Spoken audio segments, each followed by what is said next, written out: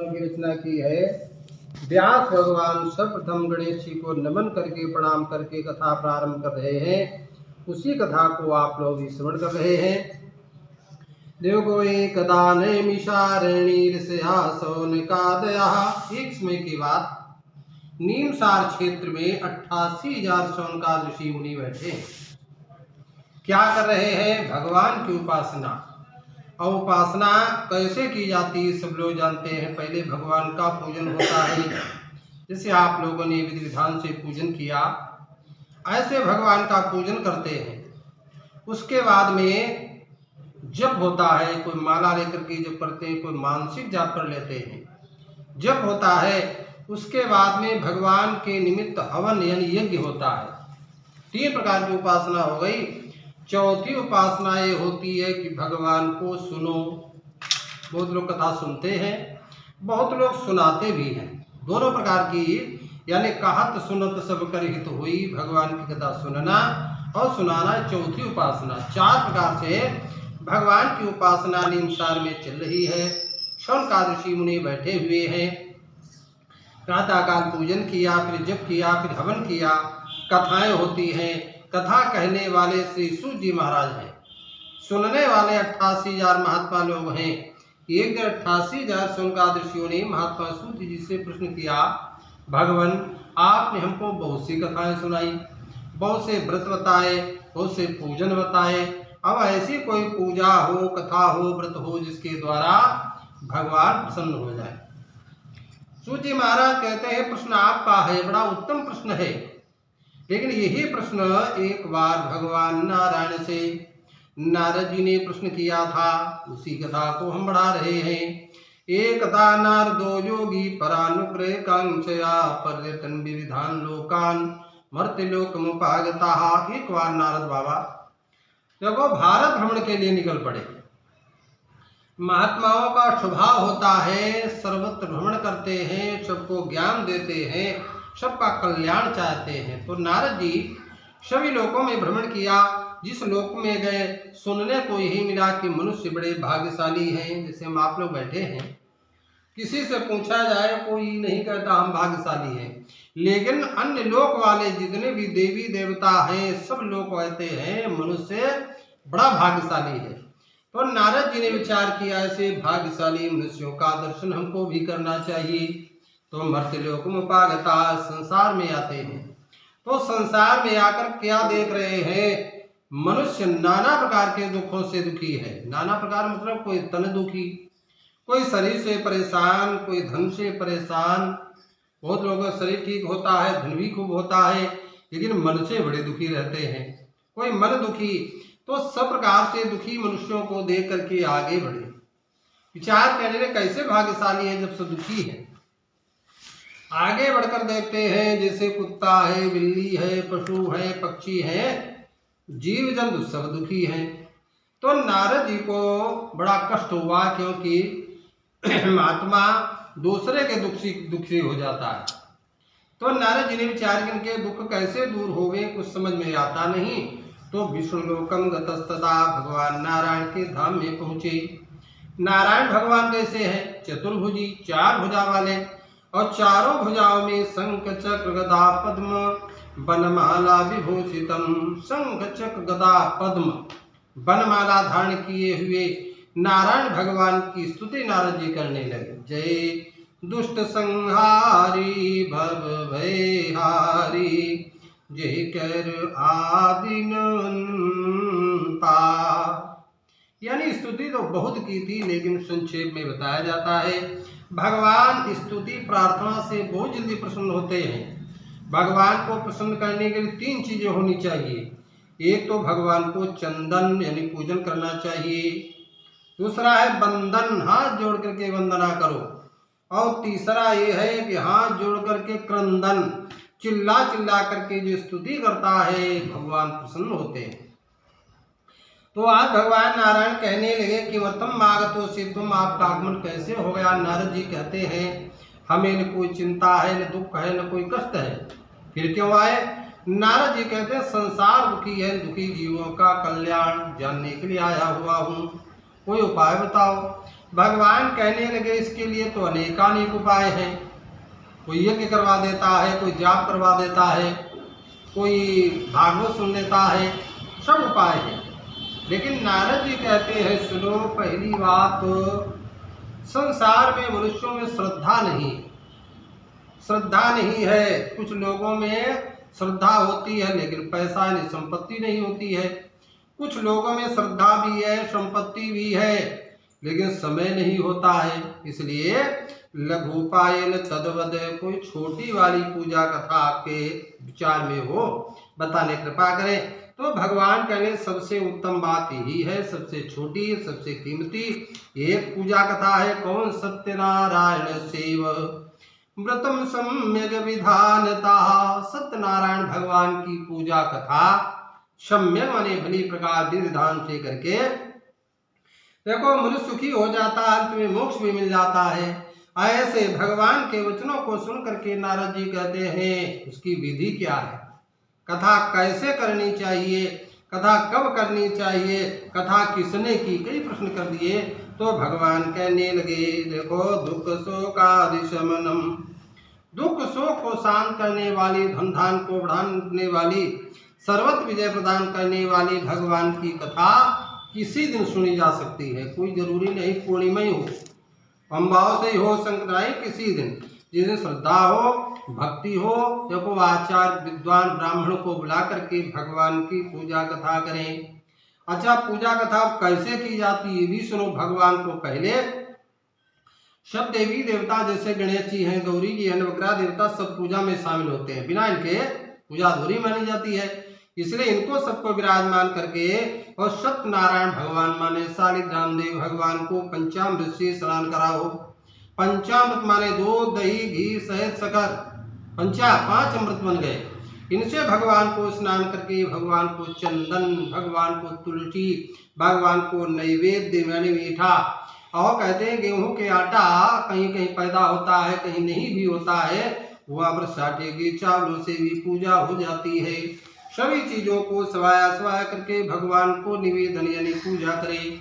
देखो, भगवान को समय पर जो फल मिल जाए, लिखा है ऋतु फल, यानी जिस ऋतु में जो फल आते हो वो भगवान को समर्पित करना चाहिए। विशेष करके भगवान को केला प्रिय है, लेकिन जो जिस समय फल मिल जाए भगवान को समर्पित करके और भगवान की मंगलमय कथा को सुनना चाहिए। जो कथा सुनते हैं, देखो भगवान की कथा सुने, उसके बाद में जितने भी श्रोता महानुभाव सबको प्रसाद वितरण करें, स्वयं प्रसाद भक्षण करें। आचार्य ब्राह्मण है उसको, विद्वान को दक्षिणा दे करके विधि विधान से भगवान का संकीर्तन भी करना चाहिए। इस विधि से जो भगवान की पूजा कथा करते हैं उनकी समस्त कामना पूर्ण होती है। विशेष करके कलयुग में उपाय तो छोटा है, बहुत जल्दी हो गई कथा, लेकिन इसका फल बहुत है। श्री स्कंद पुराणे रेवाखंडी सत्यनारायण व्रत कथायाम प्रथमा।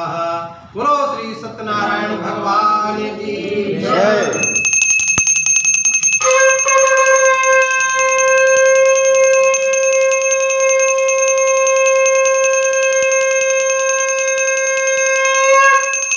इसके बाद में कथा आती है कृतम के नैव तद्व्रतम,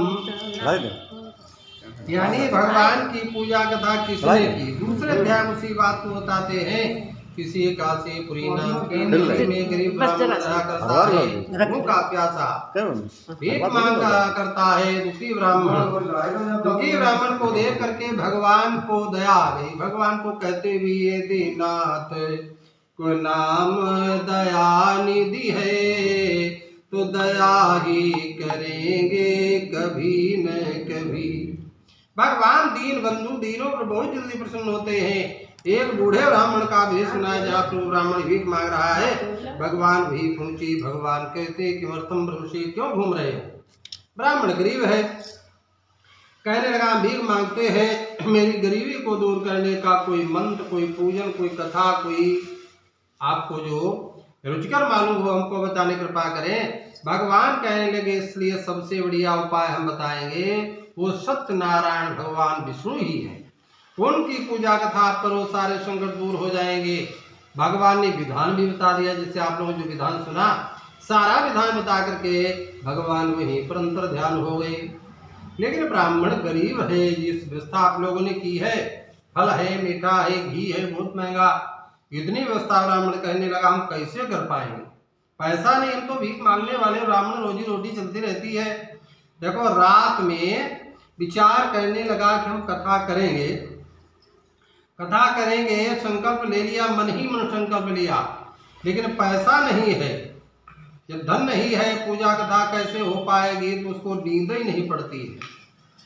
तो कथा करना चाहता है, पैसा भी नहीं, तो नींद नहीं पड़ रही है, पूरी रात सोया नहीं, सवेरा हुआ, कहने लगा ठीक है कोई बात नहीं, हमारे पास में रुपया पैसा नहीं है, लेकिन भीख मांगने के लिए जाएंगे, जो भी रुपया रोज हमको मिलता है पहले पूजा में लगाएंगे, बचेगा तो भोजन प्रसाद करेंगे, और नहीं तो व्रत ही रह डालेंगे, एक दिन की कोई बात नहीं है। ये संकल्प लेकर मन ही में विचार करके भिक्षाटन के लिए निकल पड़ा।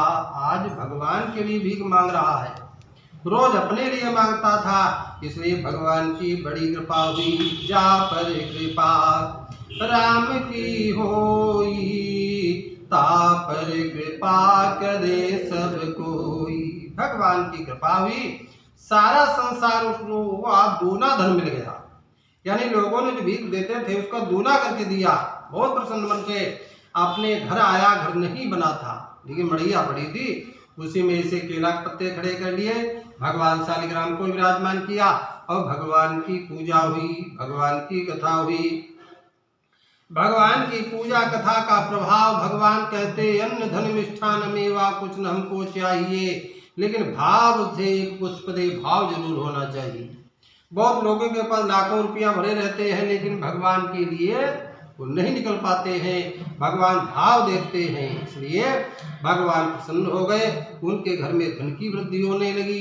जब धन बढ़ता है तो प्रत्येक महीने कथा होने लगी, प्रत्येक महीने कथा होती है, तो जहाँ पर मड़ैया पड़ी थी सुंदर घर बन गया, दरवाजे पर एक सुंदर मंदिर भी तैयार हो गया, हाथी घोड़ा जमीन जायदाद, यानी अब गरीबी भाग गई, राजा महाराजा के समान भगवान का भजन करते हैं, पूजन करते हैं, यानी भीख मांगना छोड़ दिया।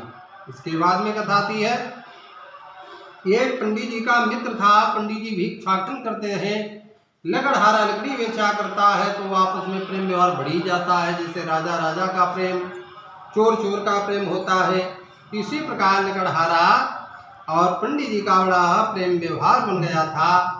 लेकिन पंडित जी ने भिक्षाटन यानी भीख मांगना छोड़ दिया। लकड़हारा बेचारा वही धंधा कर रहा है, लकड़ी बेच रहा है।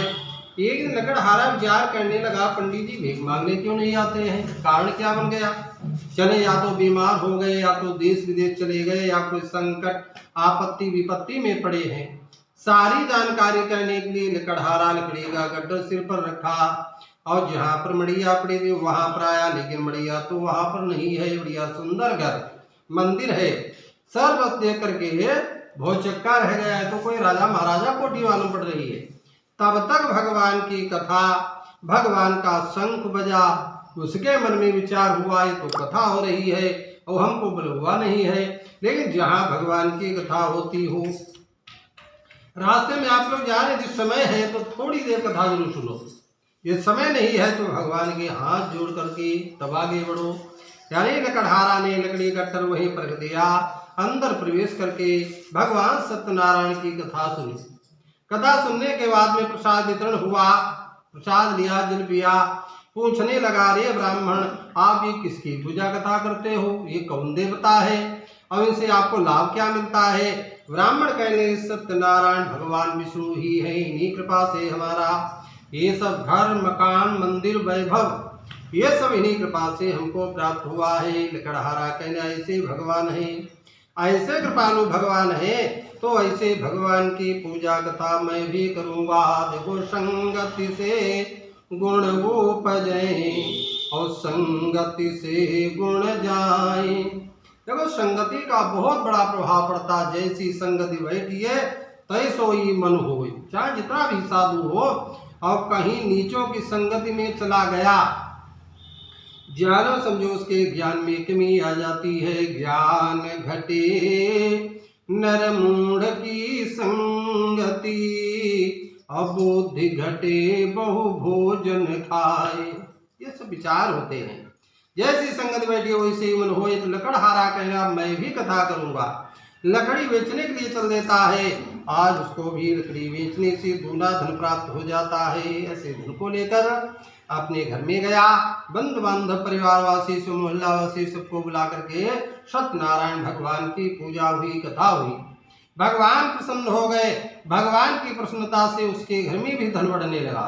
जब धन बढ़ता है तो लाभ मालूम हुआ कथा से, तो प्रत्येक महीने भगवान की पूजा कथा करता था। संसार में जब तक रहा सुखी रहा, धनवान रहा, पुत्रवान रहा। अब बुढ़ापे में जो शरीर छोड़ता है तो भगवान की प्राप्ति हो जाती है। श्री स्कंद पुराणे रेवाखंडी सत्यनारायण व्रत कथायाम द्वितीयः। बोलो श्री सत्यनारायण भगवान की जय।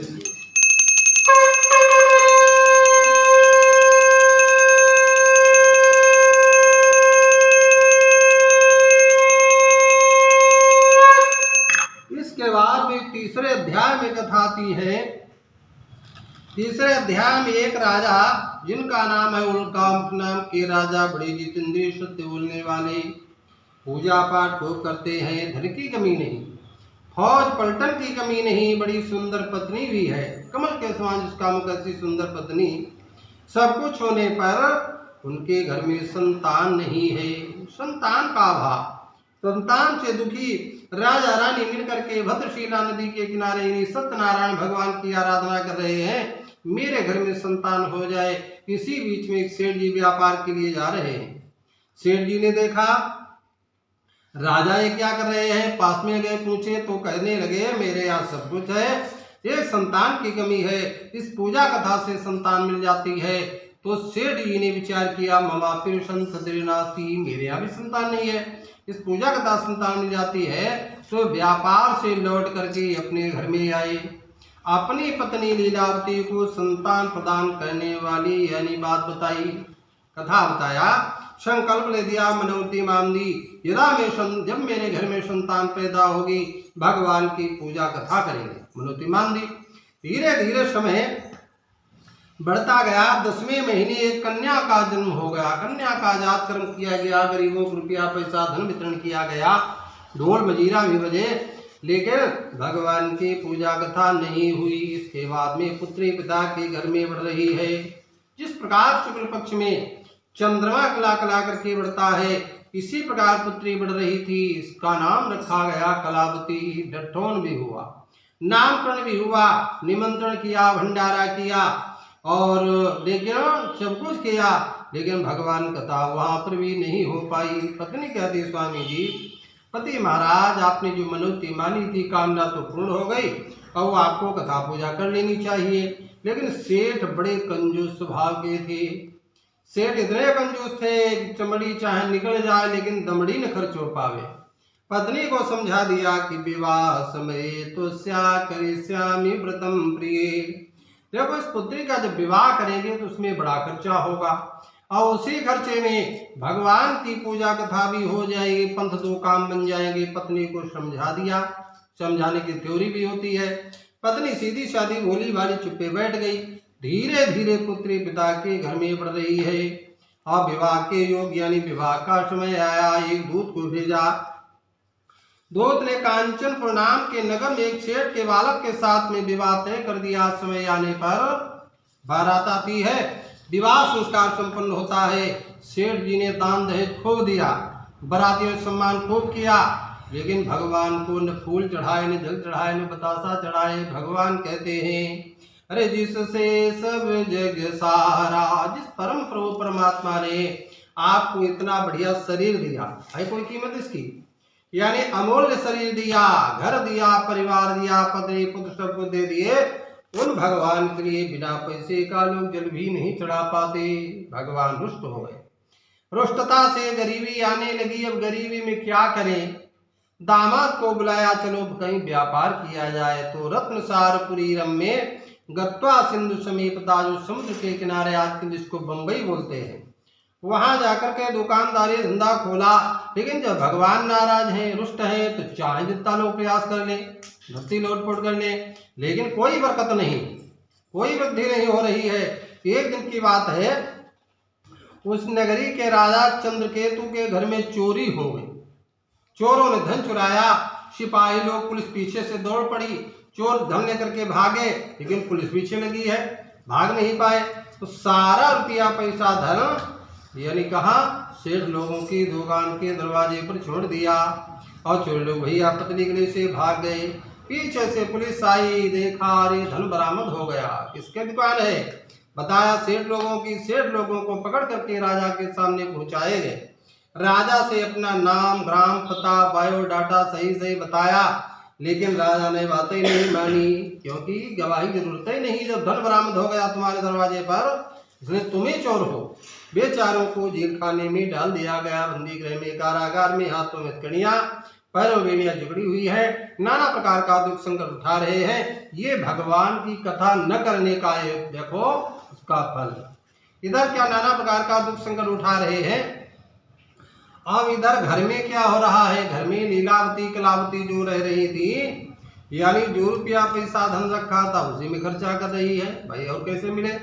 कहीं बीमारी आ गई, खर्चा हुआ, कहीं चोरी हो गई, खर्चा हुआ, कहीं राजा ने कर वसूल कर लिया, कहीं भैया अग्नि लग गई। लिखा है लक्ष्मी के सुत चारि हैं। लक्ष्मी माता के 4 पुत्र हैं और चारों पुत्रों में बड़े पुत्र का नाम है धर्म। जो पैसा धर्म को नहीं दिया जाता है उसमें कहते हैं राजा अग्नि चोर कर दे भंडा फोड़ो। इसलिए लिखा है कि सो धन धन्य। धन वो कौन अच्छा होता है? जो धर्म में लग जाए, यानी सो धन धन्य प्रथम गति जाकी। धर्म में पैसा को लगा देना चाहिए, लेकिन नहीं धर्म में लगा तो राजा अग्नि चोर, यानी सारा पैसा बर्बाद हो गया, घर में कुछ नहीं रह गया, कोई कमाने वाला है नहीं, तो भीख मांगने लगी। भीख मांगती, रोज रोज दरवाजे पर जाती है। दिया जाए भगवान, छाट खोल दे। बैठो। अच्छा अच्छा, ठीक है, बाद में भिजवा दूं, बाद में खा लेंगे। चलो चलो के बाद चलो। जय भगवान, भगवान विष्णु। ठीक बोलो श्री सत्यनारायण भगवान की जय, बोलो वृंदावन बिहारी लाल की जय। कहने का तात्पर्य, आज घर में जब कुछ नहीं रह गया, भीख मांगती है, रोज रोज दरवाजे पर जाती हैं, रोज रोज किसी को कोई देता भी नहीं है। लोग कहने लगे क्या धंधा बना लिया। एक दिन ऐसा हुआ, सवेरे से शाम तक लीलावती कलावती मांगती रही, कुछ भी नहीं मिला। तो लीलावती बेचारी पेट दाब करके बैठ गई, और कलावती अभी कच्ची अवस्था है तो भूख से तड़प रही है, तो उसकी भूख रुकती नहीं है। तो वो तो संध्या के समय घर से भाग खड़ी हुई। भूक्षिता किम न करो पापम। भूखा बैठा दरवाजा व्यक्ति क्या क्या पाप नहीं करता है। मतलब कलावती घर से भाग खड़ी हुई, रास्ते रास्ते जा रही है, दरवाजे पर निकली तो देखा कथा हो रही है। तो कथा के अंदर कलावती आती है, कथा सुनने लगी, और कथा सुनने के बाद में प्रसाद वितरण हुआ। प्रसाद को लेकर लौट करके गई, तब तक रात हो गई थी। माता जी कहती पुत्री रात्रो सीता पुत्र, बिटिया तुम रात में कहाँ रही? दूसरे घरों में लड़कियों बहुओं को बिना कार्य कारण नहीं जाना चाहिए, तुम कहाँ रही? लेकिन कलावती कहती माता समस्त मनोकामनाओं को पूर्ण करने वाली एक सत्यनारायण भगवान की कथा हो रही थी, मैंने कथा सुनी, देखो प्रसाद लाई है, माता जी आप भी प्रसाद ले लो। तो माता जी ने प्रसाद लिया और सत्यनारायण भगवान के हाथ जोड़े, हे सत्यनारायण भगवान, ये मेरे पति और मेरे दामाद से कोई त्रुटि कोई गलती बन गई हो, आप क्षमा करें, आपकी पूजा कथा मैं भी करूंगी। मन ही मन संकल्प ले लिया। भगवान प्रसन्न हो गए। भगवान प्रसन्न हो गए और रातों रात राजा चंद्रकेतु के पास में भगवान ने चटनी में बताया, आपके जेल में बंदी गृह में 2 सेठ लोग बंद हैं, वो चोर नहीं है, प्रातः काल उनको छोड़ देना, और नहीं छोड़ा तो आपका राजधन पुत्र ये सब नाश हो जाएगा। इतना कहकर भगवान तो अंतर ध्यान हो गए। राजा सवेरे जगे, विद्वान ब्राह्मणों को बुलवाया, देखो हमने रात में ऐसा सपना देखा, बताओ कोई इसका कोई फल। ब्राह्मण लोग कहने लगे, सपना मैं कहूँ पुकारी, हुई है सत्य गए दिन चारी। सपना सत्य मालूम पड़ रहा है। इसलिए राजा ने दोनों वैश्यों को बुलवाया। वैश्य लोग कहते हैं, पहले राजा ने बोला हमको जेल में डलाया, अब की हम फांसी लगवा देंगे या तो शीशे काट लेंगे, यानी साथ के गाड़ी घोड़ा बेचारी बड़ी खतरनाक होती है। लेकिन राजा का आदेश था, राजा के सामने लाए गए। राजा कहे चिंता मत करो। देखो उनकी हथकड़ियां बेड़ियां कटवाई, उनके बाल बनवाए, बहुत दिनों से जेल में बंद थे ना, बाल बनवाए, स्नान कराया, नए नए कपड़ों से विभूषित कराया और खूब उनको बढ़िया सुंदर भोजन कराया और जो रुपया पैसा धन लिया था उसका दूना करके वापस कर दिया। आप घर को जा सकते हैं।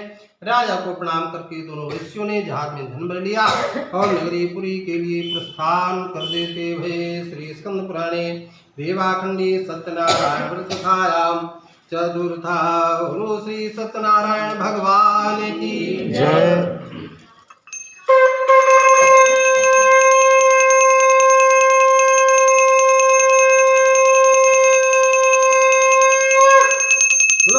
हरिलाल की। इसके बाद दोनों वैश्यों ने अपने जहाज में धन भर लिया, नगरीपुरी के लिए प्रस्थान कर देते हैं।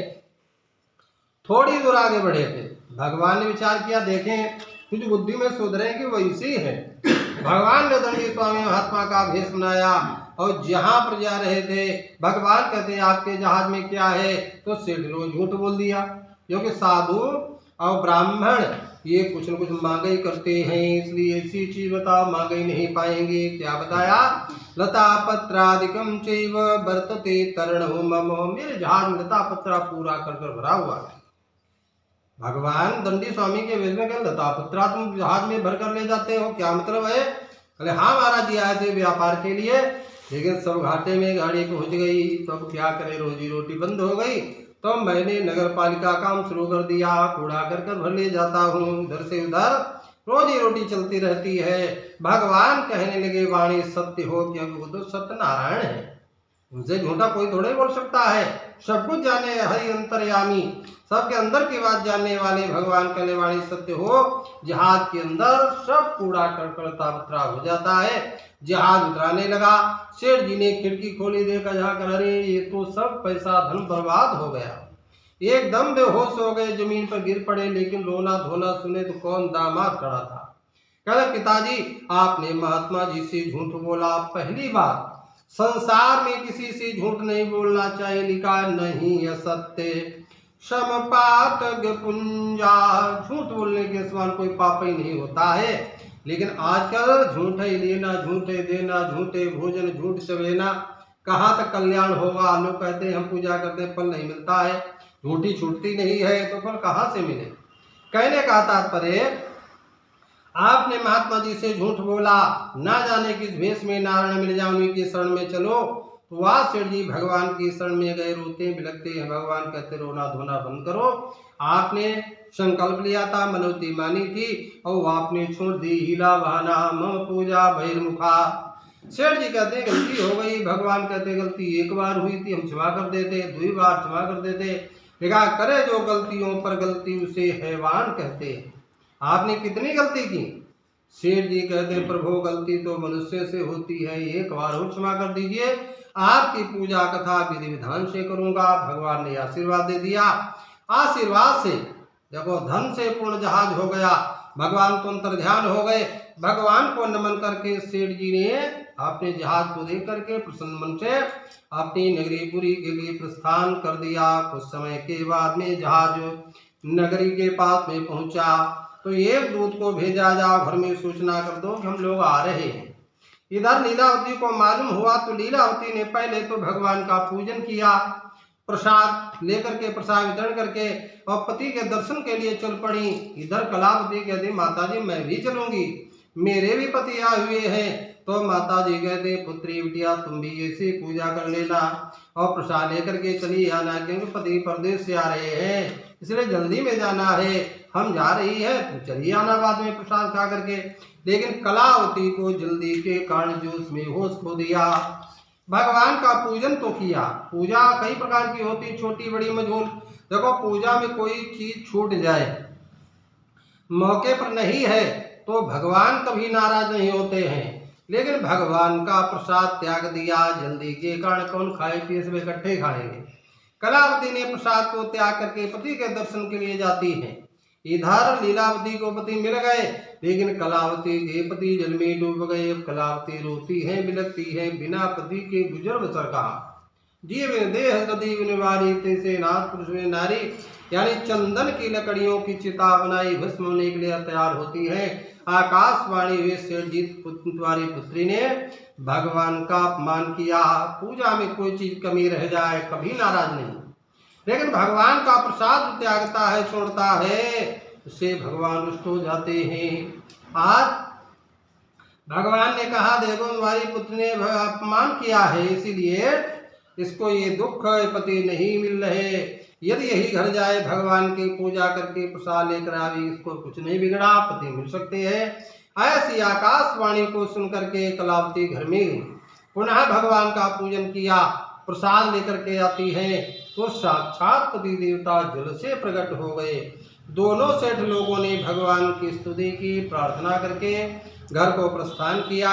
घर में जाकर के सबसे पहले नंबर कुछ कोई काम नहीं किया, सबसे पहले नंबर में सत्यनारायण भगवान की पूजा कथा हुई। और पूजा कथा में इतना खर्चा किया, यानी पूरे गांव का निमंत्रण भंडारा किया। भगवान प्रसन्न हो गए। भगवान कहते हैं जो जल बाढ़े नाव में और घर में बाढ़े दाम, दोनों हाथ उलीचिए यही सयानों काम। यानी घर में धन बढ़े, बहुत लोग उसको तहा तहा कर रखते हैं, लेकिन नहीं, बाद में नोटबंदी होती है तो भैया गंदे नाले फेंकना पड़ता है। इसलिए लिखा है देते रहोगे तो आता रहेगा, और जमा जो करोगे तो जाता रहेगा। हिंदू ने राज्यों ने धन की वृद्धि होने लगी। देखो सेठ जी के यहाँ सब लोग प्रसन्न हुए, जब तक रहे सुखी रहे। अंत में भगवान परमात्मा की प्राप्ति कर लेते हैं। श्री स्कंद पुराणे रीवाखंडी सत्यनारायण कथायाम चतुर्था। बोलो श्री सत्यनारायण भगवान की जय।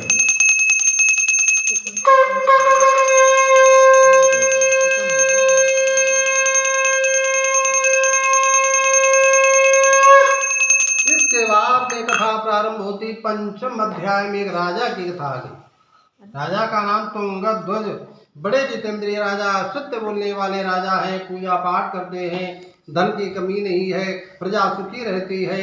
लेकिन एक समय ऐसा हुआ उनकी नगरी में एक जंगली जानवर आ गया।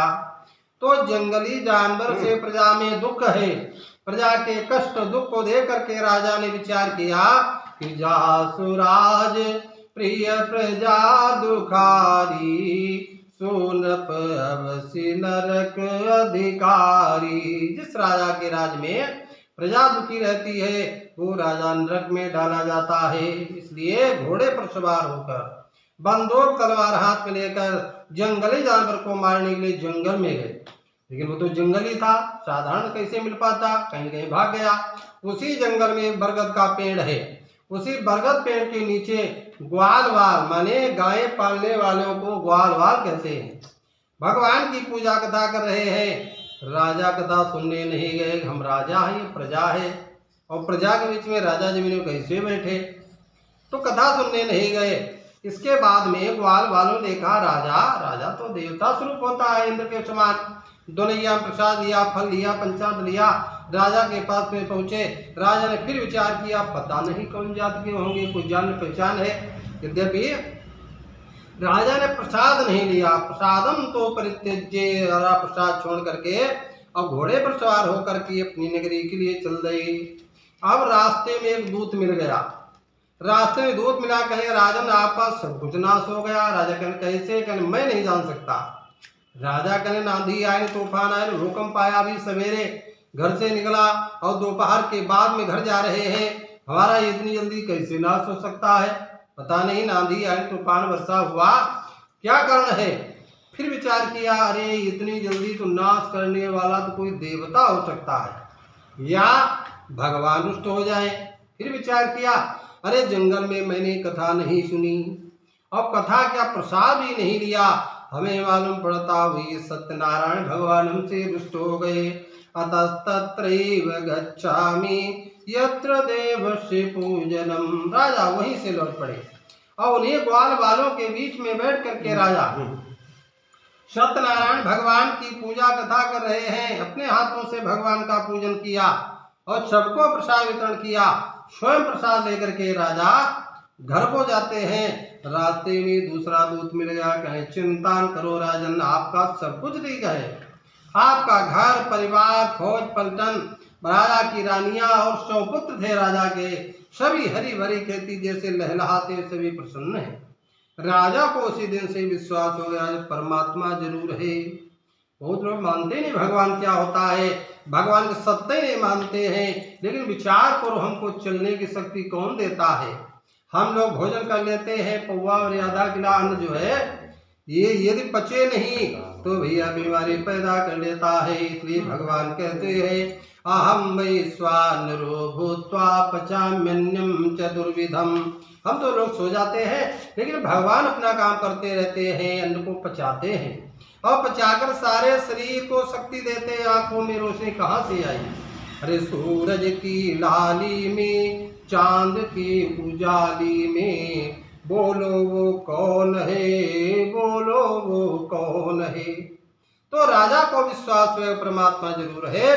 प्रत्येक पूर्णिमा अथवा संक्रांति अथवा एकादशी या अमावस के दिन महीना में एक बार कथा जरूर करते थे। संसार में राजा जब तक रहे देखो सुखी रहे, अंत में परमात्मा भगवान की प्राप्ति कर लेते। भाई ये भगवान की कथा ये दिव्य छोटी है थोड़े समय में, लेकिन परम दुर्लभ है, सबको नहीं मिल पाती। लोग प्रयास किया करते हैं लेकिन कथा नहीं सुन पाते हैं। जो कोई कथा सुनता है भगवान की परम दुर्लभ ये कथा जो कोई सुनता, यदि किसी प्रकार के बंधन में पड़ा है तो बंधन छूट जाता है, यानी किसी प्रकार का दुख है दुख से छुटकारा मिल जाता है, यानी कामनाओं की पूर्ति होती है। भगवान की कथा वैसे अनंत है, कहाँ तक सुनोगे कहाँ तक गाओगे। एका हरि अनंत हरि कथा अनंता, कहीं सुनहि बहुविधि सब संता। भगवान अनंत है, कथाएं भी अनंत हैं, इसलिए ज्यादा न कह करके आप लोग सुने। एक सतानंद नाम का ब्राह्मण अगले जन्म में सुदामा नाम का ब्राह्मण हुआ, कृष्ण भगवान की सेवा करके मोक्ष मिला। एक लकड़हारे कथा थी, अगले जन्म में भीलों का राजा गोह बना, भगवान राम की सेवा करके मोक्ष मिला। एक उल्कामुख महाराज कथा थी, अगले जन्म में राजा दशरथ हुए, रंगनाथ भगवान की पूजा करके वैकुंठ मिला। एक सेठ जी की कथा थी, एक जन्म में राजा मोरध्वज बने, देखो अपने पुत्र को आरे से चिरवा करके भगवान की परीक्षा में पास हो गए, भगवान ने उनको मोक्ष प्रदान किया। और एक राजा के जिनका नाम था तुंगध्वज महाराज, अगले जन्म में स्वयं मनु बने, जिनके घर में भगवान ने अवतार लिया और अवतार लेकर उनको मोक्ष प्रदान किया। लिखा है बड़ी कृपा जब प्रभु बर कीनी, मानुष देह तुम्हें दे दीनी, और देह पाई यानी शरीर जब भगवान ने दिया, उस शरीर के साथ में कितना मनुष्य लोग भगवान को भूल करके काम क्रोध लोभ ईर्ष्या में फंसे हुए।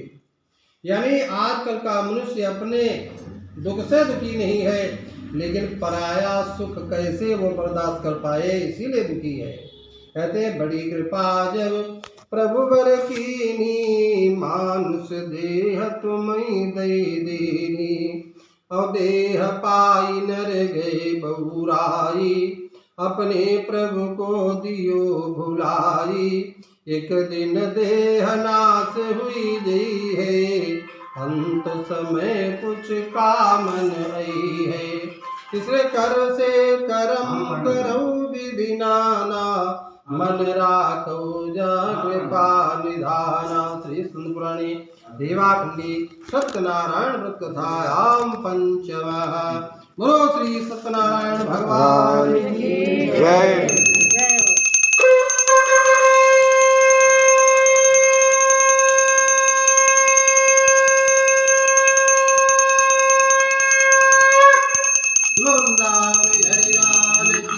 जय।